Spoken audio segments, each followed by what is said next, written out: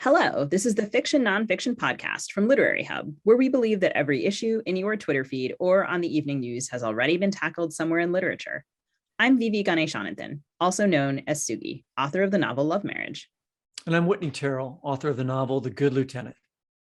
So Whit, how's your surge capacity working these days? I mean, like our electrical grid, like what went out in Texas when we did that episode when they were having their problems. And at Kansas City, it's fine. Very cold. People are using a lot of electricity, but nothing's gone down. No. I'm talking in the mental health sense. I don't know about you, but I feel like I've been running full throttle since March 2020 when the pandemic began. My usual work, school, the podcast, a gazillion other things, all these extra details to keep track of, like what are the COVID rules? How did the COVID rules change? When to wear masks? What kind of masks? Who can visit whom? I feel like a simple coffee with a friend is as complicated as landing an airplane. And we know what's been going on with flights lately. I'm not a good COVID pilot. Yeah, well, okay. So neither am I. And yeah, I mean, I definitely feel if we want to use surge capacity in that way, in a mental health perspective, I feel like I've been working at surge capacity since that time. Our classes went online. And there was a whole year where I taught an extra class. So I was on a 3-3 instead of a 2-2 and was suddenly director of this creative writing program all at the same time. And then also had knee surgery. So that's like, yeah, surge capacity. And then I keep thinking like only recently, like we went back to a 2-2, things are going to go back to normal. We had Christmas with my family and then Omicron. Yeah, I do remember that. Yeah, like there was a moment in this pandemic where you called me from an emergency room and were like, I was hit by a car. Please don't forget to do social media for the podcast. So that's how surge capacity has been going. I just want to put that I was out like, there. oh, I can deal with this really terrible injury. It's fine. But it's not fine. That's why we want to talk about what might be the long-term mental health effects of living through this pandemic. How are the stresses we're living through now likely to affect us in 5 or 10 years? How will they change our lives and the lives of the people around us? Especially children we parent, children we teach, children we're living in community with, and what can we do to prepare for that? Later in this episode, we'll be talking to Therese Marie Mailloux, author of the best-selling memoir Heartberries, about how children's futures are being shaped by the trauma of our ongoing pandemic. But first, we're honored to talk to Paul Lisicky. Paul is the author of 6 books, including Later, My Life at the Edge of the World, one of NPR's best books of 2020, as well as The Narrow Door, a New York Times Editor's Choice and a finalist for the Randy Shilts Award. His work has appeared in The Atlantic, BuzzFeed, Conjunctions, The Cut, Fence, the New York Times Plowshares and Tin House, and many other publications. A recipient of awards from the Guggenheim Foundation, the National Endowment Foundation, National Endowment for the Arts, the James Michener Copernicus Society, and the Fine Arts Work Center in Provincetown. He is currently the director of the MFA program at Rutgers University Camden, where he is an associate professor and editor of Story Quarterly. Paul, welcome to the show. Thank you, Whitney. I'm so happy to be here. And you too, in this Sugi. Episode, and there's Sugi. I can't forget Sugi. She's going to get to talk too, I promise. Okay. I'll shut up in a minute. Yes. In this episode, we want to talk about what the mental health effects of the COVID-19 pandemic might look like in the future, 5 or 10 years after the pandemic began in 2020. Your memoir, Later, My Life at the Edge of the World, follows your time living in Provincetown from 1991 to roughly 1993, some 10 years after the AIDS pandemic began. Is it fair to say that your book is at least in part an attempt to chronicle the long-term mental health consequences of that pandemic? Yes, I'm so glad to hear you say that, because very few commentators on the book have called attention to that fact. I'm definitely not a mental health expert. I'm definitely not a trauma expert, but I knew something transformational had happened during those times. And transformational, not just in terms of community life, but transformation around my sense of self and identity. And though that particular era has shaped me for most of my life, and wanted to think about what it was like to live alongside death, to walk alongside death, the possibility of illness, and how one would cleave a life when the future wasn't guaranteed. When I came to Provincetown in 1991 as a fellow of the Fine Arts Work Center, it was a town of mostly young people. There weren't old people in town because gay men did not live, for the most part, past 40 years old. So here I was in this like playground of a place where there happened to be joy and tenderness and silliness in the atmosphere, but it was fused with the awareness of death. So, I've been death haunted for the better part of my life. All of my work seems to be about elegy in some sort, and that's not been a conscious act. And I thought it was important to write something that just like zeroed in on where a lot of that might have started. I'm always baffled when I read any prose narrative in which like death doesn't figure, which like death is an idea that happens beyond the frame, off the margins. So well, you and I were just talking before we started, and you were mentioning that we're talking about the Omicron surge that's happening now. And you mentioned, well, one difference is there's not as many ambulance sirens in where you are in Brooklyn, but that was the sound of death at the beginning of this pandemic. I mean, that death orientation and closeness to death, and there's still a tremendous number of people dying from this pandemic, is going to be part of the future of what we deal with this pandemic, I exactly. assume. And we can't even begin to tally the costs of the great number of people who've been lost in the last 2 years who are being lost right now. It's unfathomable. And occasionally I look, well, not occasionally, I swear I look every day at the New York Times chart to see what the numbers are, just to drive it home, even though numbers are ephemeral and abstract and have nothing to do with how it feels to receive and hold that information in your body. I don't think human beings have the capacity to do that.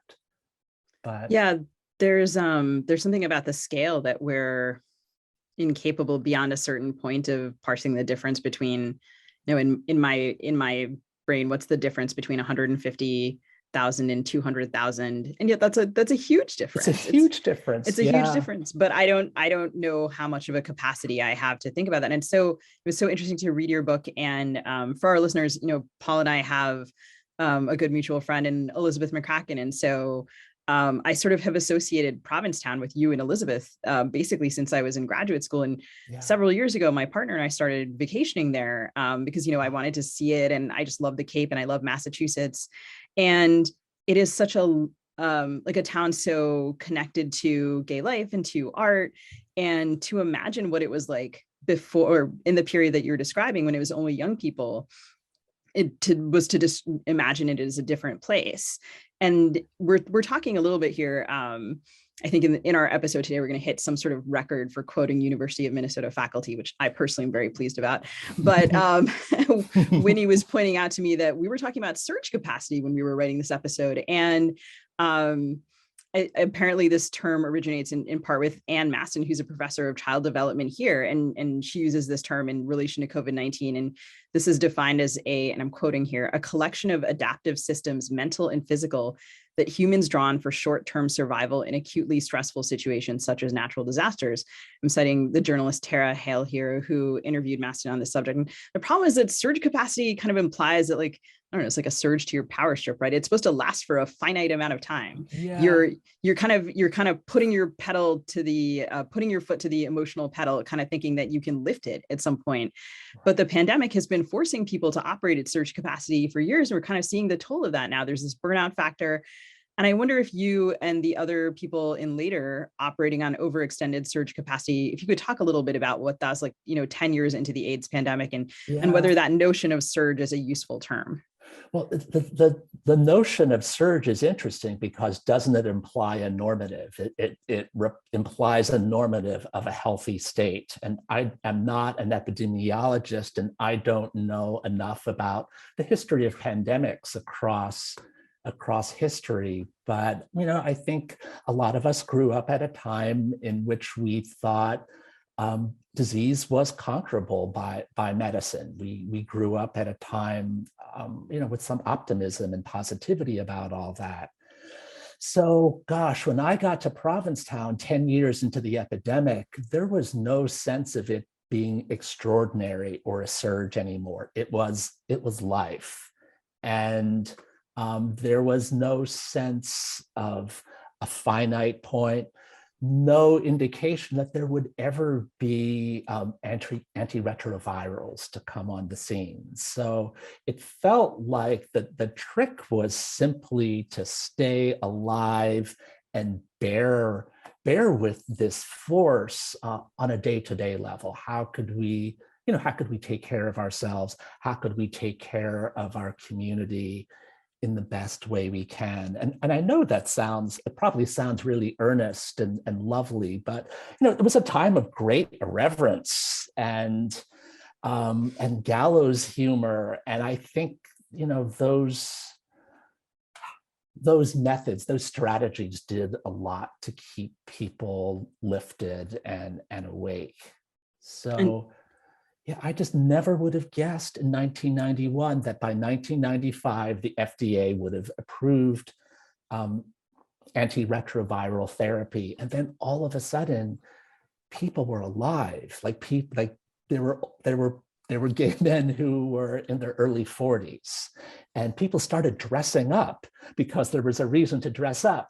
And real estate, people could invest in real estate. It was astonishing to see that change. I still remember going into an art opening and seeing like, oh my God, this event is implying normalcy, and it's not bearing against some kind of outside stress. So when you think back to that kind of period of caring for the community, are those the strategies that you find yourself returning to now, sort of both on a personal level and with your community in the pandemic? Yeah, that's a good question. I think it's important to me to be really caring with my friends, and to be attentive, to read the room, to listen to that community. It's been super important to me to be open and available to my students, many of whom have really been suffering mental health issues because, a lot of them are MFA students, and part of being a part of MFA culture is to be in community. It's not simply restricted to the classroom over Zoom. It's talking to one another before and after class. So I have felt that they have needed just an open ear. I don't mean at all to suggest that I have any wisdom to offer them, but I just think human kindness has been at a premium right now. And I think that's one way that we can, not to be self-helpy, but there's nothing wrong with being self-helpy. But that's one way that, that we can feel agency and feel. But surge capacity is partly that. It's like, I have to do some extra things for my students. I've got to figure out whether we're going to have classes on Zoom or not. I got to figure out how to do that. And also I thought when I was thinking about that idea of surge capacity in your book, you're thinking through all of these. How do I have safe sex? Am I going to have safe sex? How is this going? There's all these extra decisions that are being added to the mix, just like now. Am I going to put a mask on? How am I going to, there's a passage in the book where you talk about like looking at semen being on skin as like it were nuclear waste, right? I think if I'm remembering that right. And I have a son who's quarantining right now because he was maybe exposed, right? And so I walk in the kitchen, he's got his mask off. I'm like, oh no, what is happening here? So those extra decisions, I think, are part of what that are still happening. I saw those I feel like those were happening in your book as well. Yeah, especially now. Yeah. That hypervigilance, that sense of, as I just said, reading the room, engaging in risk management. I thought about this morning when I went to get coffee at the fancy coffee place downtown, which had maybe 20 people inside waiting. And I thought, oh my goodness, this is not where I want to get this damn thing. But everyone had KN95 masks on, and you make choices in the moment after moment. Shall I go to the store now? Shall I? It's so tiring to have to do that all the time. I am sick of it. I guess it is, but I guess on the other side, I don't mean to be Pollyanna, but it's, it's a way to keep awake. It's a way to listen and ask questions. As you're right, it's tiring. It's like there has to be some mental abrasion that comes from all this, and who knows what this era is, how this era is going to change us 10 years from now. What I think a lot, Suki, you were going to say something before I forget. I think the difference for me between HIV and this pandemic is that HIV was just so slow in terms of time. It often took 10 years between seroconversion and for the illness to manifest itself. And, once the illness manifested itself, there could be this, because the immune system was shutting down gradually and gradually. So there could be this long series of horrible illnesses in which a person could bounce back. This is so super protracted, and just the narrative between March 2020 and right now is so disconcerting with the changes in the story. Those bits of optimism, say last summer after everyone had their 2 shots, and then finding out that there was Delta, and the hope around Christmas and the holiday season, and then it's like this constant. No, the sound effect. The sound effect was perfect. I feel like that is the sound of the pandemic. It's like, am I screaming? I am. Right. That's the actual noise I'm making. But I think like another thing that's interesting, I felt like also at the beginning of the pandemic, you could see the kind of the nation state, or many nation states, kind of rising up to performatively do things about the pandemic, or I guess in the case of the Trump administration, sort of say that it was all going to be fine. But and then sort of a like larger American society coming to this realization that perhaps like the state is not that trustworthy, which of course many pockets of American society are like well acquainted with that fact. Yes. Already, like Black folks and Indigenous folks and people of color, and of course like queer folks and disabled folks are all kind of like, yes, we were aware that we perhaps ought not you to weren't trust awake. the state. Right. And to watch people kind of come to that disillusionment, I think along with the risk management, I think so many people have trusted the state to help them manage their decisions about risk, or whatever authority. I will wait for the authority to tell me what to do. Here at the University of Minnesota, the president of the university is actually someone who worked in risk management. And I remember at the beginning of the pandemic sort of feeling so reassured by that fact, and just realizing like now, I mean, she's great. Also, it is just investing us. It's kind of trying to divest myself of the need to make those tiny decisions. And I'm 100% sure I've spoken about this on this podcast before, because I always think about this article and decisions, but there was a Michael Lewis profile of Barack Obama in Vanity Fair, I think years ago. And it talked about all of the things he did to remove decisions from his day so that he could focus on policy. And one of the things was that his closet only had like blue suits and gray suits, so that he just didn't have to make choices. And when I think about the way that decisions have multiplied in my day and how that makes me less capable of so many other things, like what kind of mask do I have? Where is it? Did I put it have I reused it? Like in what scenario did I use it? Should I disinfect it? Do I have a machine to do that? Like, do I need to hoard toilet paper? Like, is any of that going to matter? And yeah, right. Does it matter to go into the fancy coffee shop with a KN95 versus, a surgical mask? I don't know.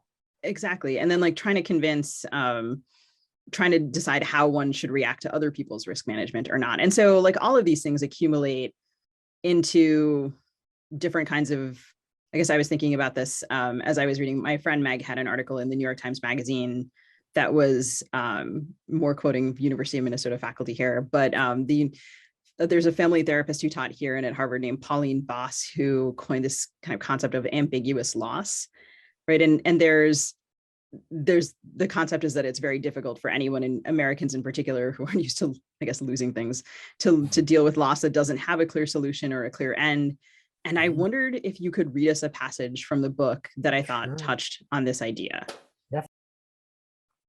Occasionally, an acquaintance asks me if I've been tested. Once, I say I am negative, as if this person, a casual acquaintance, wouldn't be able to bear it otherwise. If I told her the truth, it might even be an occasion for a lecture, to which I could respond, all the sex I have is safe sex, and see her looking right through me, as if she can see right into that night with Billy, our two bodies lying side by side on the bed. I haven't seen Billy in so long. Someone tells me he isn't doing very well. And I can't get my mind off my lie. It is the one and only time I lie. And though I excuse myself by saying that people of good character do bad things at times of extremity, I don't like to meet this part of myself, as maybe this part of myself is unstoppable, a creek run over the banks, flooding neighborhoods. Why would it be so much harder to say, I don't know, I'm afraid? I want to live a life that isn't focused on my health, on prolonging my life, or on avoiding my death. I want to have as much freedom and opportunities for trying and failing as you do. I want to have the privilege of being bored. I don't want to endure the smells of a doctor's office or the repeated sticks of a syringe. I don't want to get used to the sight of my blood or a tongue depressor. I don't want to wait by the phone for my latest test results, shuddering when they're not what I want to hear. I don't even want the adrenaline of good news because that's always followed by a physical letdown, fatigue, depression. I don't want to lie awake at night thinking of my doctor's face, whether I'm still handsome enough for him to feel attracted to me, as absurd as that sounds. I want some control, even though I know that not dealing with the future is a fiction of control. Let the day ahead be a bowl on the table. I will fill it up with want and let there be nothing beyond that to measure until the next day. I'm not ready to be old now that I've just become young. I wasn't young for so long, even when I was 5 years old. Then again, my agitated feelings are probably too big to pin on any one explanation. Lack looms on this cold, moody afternoon. Lack pulls and settles into my bone tissue, the empty shops and restaurants on the streets. On other days, lack is on the periphery. Lack is bearable when it isn't right in front of me, in the center of my vision. On this day, all I can see are piles of oiled sand on the street, unswept steps, side yards unmown for years, a doormat curled in the middle of a lawn, broken flower pots turned on their sides, the dead marigold stalks still crisping and colorless. Town does not look loved. And if people do try to love town enough, wind, rain, salt, sleet, blowing sand and snow will do their part to undo human efforts. Look at the street, I say to Hollis. The houses on this street. Do you even notice how fucking ugly it is? It's not ugly, he says, laughing, denying my perception the way my father routinely does. We keep walking, silent. And for the first time ever, I hear just a shadow of doubt in his tone. He doesn't sound so sure of himself and is perhaps startled that I've been so blunt, as if it is out of character for me. He's known me only as agreeable, pliable, sweet. And maybe he senses I am not talking just about how people take care of their houses, but about us. Or maybe my disillusion is just a necessary turning point. I'm no longer a visitor, but I'm becoming somebody who's putting down roots. It's taken 4 months to turn my past to blank, unremarkable terrain, not unlike the moon up there. Seal. I can't sleep one night. A tree casts its shadow on the ceiling. I feel the branches of that tree in my body as if it's grown into my ribs. Will I wake up one of these nights, cold, with chattering teeth, sheets drenched in fever? Will I find rashes on my side, on my face? Will I look up at the ceiling and think, what if it's in me? I try not to think of the metaphors of political paranoia, but I can't get them out of my head. Why did I wait so long to attend to this? Why do I still wait? Could that encounter with Billy all those months back have sealed my story?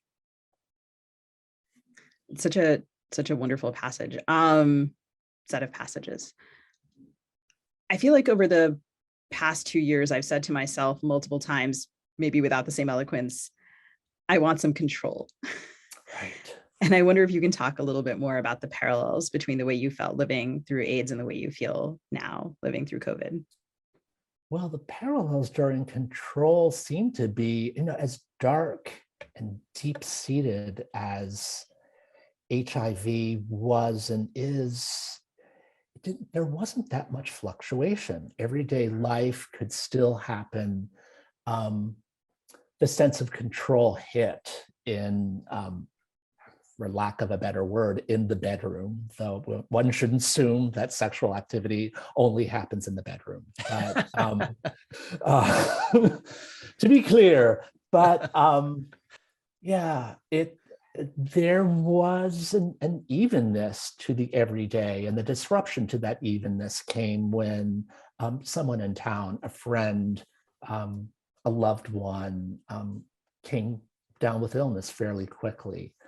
So life back then just simply felt like bearing with the possibility of someone close to you being lost, or it was something you carried. The possibility of that was something you carried behind in yourself. And I think, as I might have already said, this particular time feels like just disruptive in a different way. It feels disruptive in an external way, and moments of hope and possible faith in the future feel dashed to us. And I think it's gotten to the point where, for me, I can't even, I don't even know how I feel right now. And I think I might be artificially holding on to the news that Omicron might be short-lived. We don't know that, but holding on to that fiction is getting me through this particular moment. And it might just be that things are so extreme right now that I feel sometimes strange optimism. Strange optimism about the culture being rewired, the things needing to happen, questions being asked about capitalism and racial justice and equity, and how we work and how much time we spend at work versus home. I think, I'm not sure all of those questions would have been asked and attended to if we hadn't been under a time of such pressure.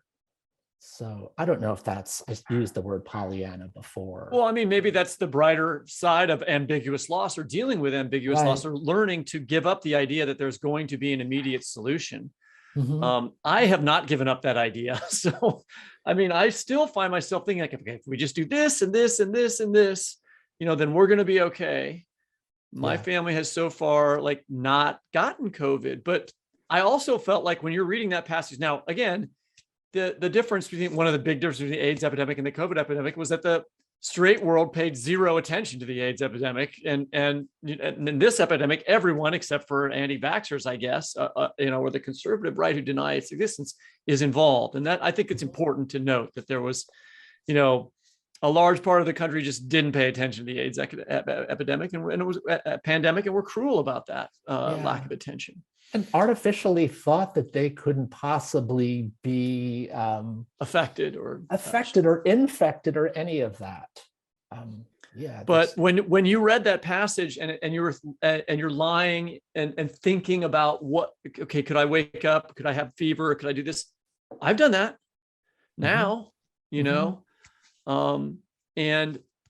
that sense that if we wake up tomorrow and my son's PCR test comes back and it's positive, I will be devastated, because we have tried to solve the problem and we haven't been able to solve it, and we lost, and I'm going to have to learn how to deal with that feeling of failure, I think, in 5 or 10 years. I think that's going to be a knock-on effect for me. I don't know how other people are processing it. Well, like so many of us have spent the last 2 years trying to mitigate and keep ourselves and our loved ones safe. And it's like, it's deeply frustrating at this point when so many people are just coming down, going down. I think there's a particular psychological disruption and guilt maybe about all that.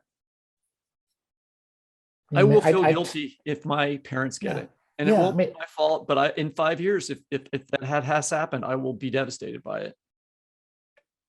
I mean, I talked to a friend of mine who spent the holidays in a home where everyone, like, you know, she came down with COVID, everyone in her family came down with COVID. And I think, you know, in most part, it sounds like it had been relatively mild, but I think the psychological cost of trying to control and protect for 24 months or 22 months was really dashed by that outcome. And what about the 15-year-old or the 8-year-old who maybe gives it to their mom and maybe their mom gets sick and dies? That has happened, right? What about the ambiguous, you know, question of, was it my fault that these people wasn't died? My fault? You know, that guilt's going to last for a period of time. I expect we'll see writing about that. I think we will too. And I think we're too close to it right now to even parse or articulate those questions, but definitely, what would it be like to, you know, think about your own positive status and think about the time you visited the holidays and your parents' sickness as a result of that contact. It's unfathomable and very painful to think about right now. Then there's the whole, you know, the complexities of rapid tests and, you know, certain family members' insistence or friends' insistence that everyone take them. And that feels very charged to me in ways that I don't know how to say yet. Like it's charged to ask someone, well, you can come into my house if only you take a rapid test, if one should be lucky enough to have one. And it's all, relationships are being refigured right and left. I don't know if that's true for both of you. I mean, I know if I've become closer to a sibling of mine during the course of this after we hadn't talked for nearly a year. And I don't think there's anything sentimental about that reconciliation, but I just think we needed to stay in touch knowing that things are so precarious.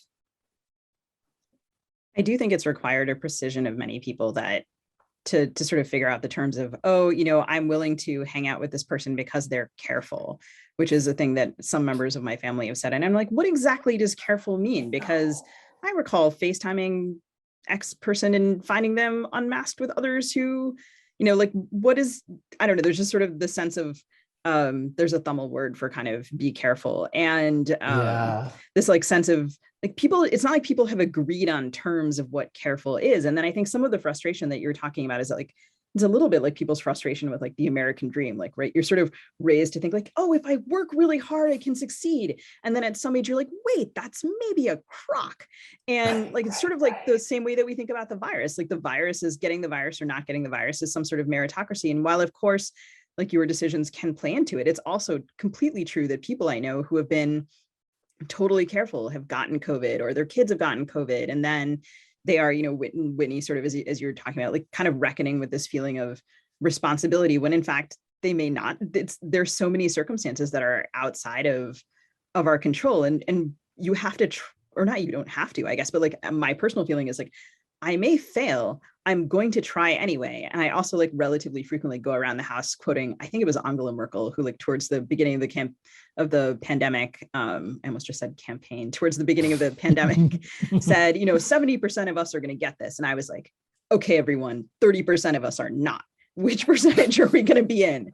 Like, be in the 30%. Someone's not going to get it. Be that person. Try to like make that like a thing you can imagine, right? Because what we keep getting told is that everyone's going to get it. And I keep trying to imagine myself into the percentage who somehow is not going to. But then, like you all are saying, it at what cost? And who, like, I might take a rapid test. We've just found out that some of those rapid tests, including the ones I've got stockpiled in my linen closet right now, me too. Maybe don't, like, they're like, oh, Omicron, maybe we got you, maybe we don't. I was like, oh, that's fun. I like planned ahead and bought those and have them, but like only a reasonable amount, not a hoarder amount. And like, who knows? So yeah, it's like I work really hard, but it maybe doesn't matter. Just like America. It's great. Yeah, right. I keep thinking back to that, the word careful, and how uncomfortable it makes me, because it's so imbued with, well, judgment, but something even darker. I mean, to go out and have coffee with a friend to call that uncareful when human beings are wired to see one another and make one another laugh and give each other delight and be alive together and push that energy back and forth. And to call that uncareful, I think sort of misses deeper points. And it's a moralism that bothers me, that I think I must have learned from back in the AIDS years, when, certain sexual behavior was thought to be expendable or not what you should be doing. And at the base of that is like, that's what keeps us alive. That's our nourishment. So like, how do we keep our nourishment alive in the midst and do it responsibly, so we're not hurting other people? That feels so significant to me. That's something I want to hold on to. And I feel like I've watched people, in an attempt to defend things like that, try to quantify it, because so much of our arguments are about what is quantifiable. So it's like, how do we quantify our happiness, et cetera, et cetera. And if you can't quantify the value of going out with your friends, I feel like I'm watching all these scientists try to quantify joy and quantify agency. And I want to pivot here a little bit to talk about the last mental health concept we wanted to discuss, was the idea of learned helplessness.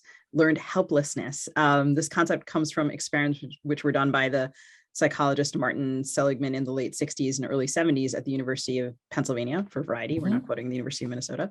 Seligman's experiments showed that in dogs and then in humans, that an inability to control is called aversive stimulus, or what the rest of us call bad shit happening, led directly to depression in both dogs and people. I think my own dog has depression right now, so I was kind of thinking about this, but an inability to control aversive stimulus seems like the definition of life under a pandemic. Yeah, I was in Denver recently, and unlike Missouri, that's a blue state, but not as blue as Brooklyn, but purplish. And the virus is spiking there. I was walking through Larimer Square, which is a high-end sort of restaurant area, where the restaurants require vaccination cards, but it was full of people with their masks off, laughing and enjoying dinner. And we know that the vaccinations don't stop Omicron. And so I thought, seeing those people who presumably believe in science, believe that COVID is real, doing something that seemed to me at least fairly likely to get them infected with the virus as a kind of learned helplessness. Is that fair, or does that make sense to you? Or are they just like, fuck it, I got to be together, referencing what you were talking about, Paul, the need for community. Right. I mean, I've definitely had that impulse, that perception too, as I've walked by crowded bars. When I was telling Whitney that earlier, that I went to Boston and then Provincetown over the holidays, and I remember being really horrified at seeing packed bars in Boston on December 15th. But at the same time, I think when we see that, we just think it's recklessness and nihilistic, but we might not know that some of those people have really given consideration to that get together. And they decided to take the risk. Maybe they're in family situations where they might not infect other people. So I think it's very easy from our position to say bad, no, but that those gatherings might have been life-giving to them. And they might not be doing that all the time. So it's really rough. The people that Witt saw in Larimer Square aren't facing certain or even likely death because vaccination has really changed the game since early in the pandemic. And death was an immediate threat for the characters in your book in the early 90s before effective and safe treatments for HIV and AIDS. But I still want to try to connect this to a passage in later where your boyfriend Noah talks about his lack of ambition. And I wonder if you could read that to us. Yes. Thanks. It has a little epigraph from Walt Odets, who wrote a book called In the Shadow of the Epidemic during the most extreme years of the epidemic in the early 90s. And the quote he includes is from a 23-year-old 2 weeks after an HIV blood test. And this young man says, "I'm sometimes glad to think that in 10 years, I'll be dead. By then, the only gay people left will be those whose lives were ruined by watching the rest of us die." The phrase can come up anytime in the restaurant or at the beach with friends. Usually it's just when the two of us are together. "I have no ambition," Noah says. He says it as if his entire vision is represented by those 4 words. He says them with a tired smile. I don't think he wants to wield them as one would a weapon. I don't believe he wants me to hear them as aggressive, but he certainly must see the confusion on my face in response. It feels personal, mysteriously. Maybe I'm thinking only selfishly. And if I could see around my feelings, I'd be detached enough to see that his feelings might have nothing to do with me. Why should I expect my presence to lighten his dark days? It doesn't occur to me to ask what ambition means to him. For me, it is wound up in the stuff of purpose, agency. It's hard-won and not necessarily corrupt. If his answer were, say, money and power and competition, the characteristics he associates with being a lawyer, I'd understand. I refuse that kind of ambition too, but I think he's talking about a graver matter. The future, a sense of it being hopeless, a maw, an empty drain with no bottom. One day I have a good writing day, and the increasing rarity of that kind of day is cause to communicate it. Noah's listening, his face intent, locked on me, though he might be asking himself, why is he so excited? I'm glad he's happy, but does he have any clue that this makes me feel lonely, separate from him? I tell Noah that when it's going well, I feel a little like God, and instantly Noah cries, "Paul!" With such shock, his voice shoots up an octave, as if he'd watched me knock over an old man without apology. And shame cracks me apart because I hadn't been prepared for any response but enthusiasm. What did I do? Maybe I sounded arrogant, blasphemous to someone who doesn't even believe in that kind of God, which is the worst kind of blasphemy. I should have said, I felt a part of God, or with God, or in God, but there's no way to take it back now, and the memory of the good writing day has evaporated. It's transformed into something self-involved and a little sinister, and I do whatever I can to speak in a more casual voice in order to pull the day back into a position where everything is just so. We eat and chat about who's checking into their rooms at the guest house tonight. I'm still shaken, and God goes. I'd understand Noah better if he were reading Thich Nhat Hanh. Freedom here is freedom from craving, from anger, from hate, from despair, from ambition. All these afflictions make you not free. The happiness of a person very much relies on her freedom. If you have worries, anxieties in your heart, you are not free. But neither of us is sitting with our Buddhist monks. We probably should be, but it doesn't occur to us to do that in a place in which we're supposed to be happy. Would Noah have ambition if there were no AIDS in the atmosphere? Thank you so much, Paul. That's amazing reading and really resonant. Listeners, we encourage you, we demand that you go and pick up a copy of Paul's Later, My Life at the Edge of the World.